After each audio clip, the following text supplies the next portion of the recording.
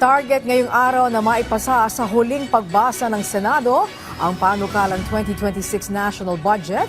Kaugnay niyan, ininspeksyon na ang pagdarausan ng Bicameral Conference Committee na gagawin sa Intramuros. Si Luisa Erispe sa Sentro ng Balita Live. Angelique, sasalang na mamayang hapon sa third and final reading ang proposed 2026 national budget. Kumpiyansa naman ang mayorya ng mga senador na maaaprubahan ang panukalang pondo bago magpasko. Matapos pumasa sa second reading sa Senado noong isang linggo ang panukalang 6.793 trillion pesos na budget para sa 2026, sasalang naman sa third and final reading sa Senado ito ngayong araw. Bagamat noong second reading may dalawang senador na hindi pumabor na mapasa ang budget, kumpiyansa ang Senado mabilis na ang third and final reading at matutuloy na ang nakatakdang bicameral conference ngayong linggo. Ayon kay Senator Sherwin Gatchalian, chairman ng Committee on Finance, ang BICAM ay isasagawa sa Centro de Turismo Intramuros, isang opisina ng gobyerno sa Maynila. There's a government hall na papagamit sa ating interest. Papabayaran lang namin yung catering. So at least Ayon naman kay Senator Gatchalian, posibleng libre lang nilang magamit ang lugar o opisina, kaya malaki ang matitipid ng gobyerno. paggamit na libre. Ako gusto ko libre para hindi na magastos.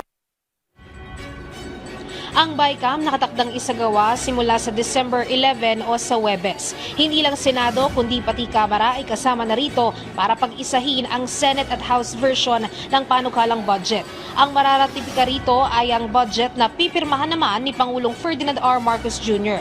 Ayon naman kay Senate President Vicente Soto III, kumpiyansa silang matatapos ang panukalang pondo bago magpasko. Before Christmas? No, before the break. Baka may dalawang araw na medyo delay because of the bike, depende. Pero before Christmas, definitely.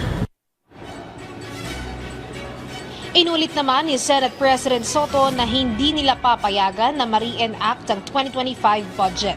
Sa December 29 o 30, mapipirmahan na ng Pangulo ang 2026 budget. We are confident that we will be able to finish it.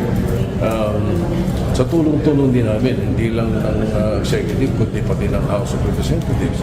No, pagdating namin doon sa BICAM, para hindi magkaroon ng re-enacted budget na hindi namin papayagan sapagkat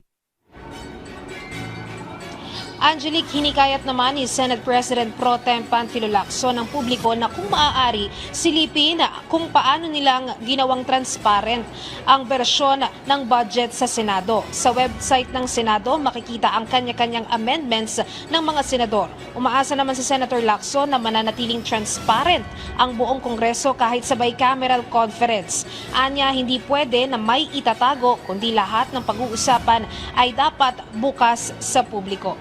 Angelique, mamayang ang alas 3 ng hapon yung third and final reading ng panukalang budget dito sa Senado. At katulad nga ng napag-usapan ay nais nila na yung bicameral conference na isasagawa sa December 11 ay ila-live stream o mapapanood ng lahat sa mga social media websites ng Senado. Pero kanina ay na-interview natin si Senator Erwin Tulfo at sinabi niya na nitong mga nakaraang araw ay may mga kumukontra raw na ilang mga mambabatas, hindi mula dito sa Senado kundi mula doon sa Kamara, tungkol nga dito sa pag-live stream nitong bicameral conference para sa panukalang budget. Pero naninindigan ng mga senador na dapat ay alam ng publiko kung ano ang pag-uusapan hinggil dito sa pagpasa ng panukalang budget para sa susunod na taon. Angelique. Alright, maraming salamat, Luisa Erispe.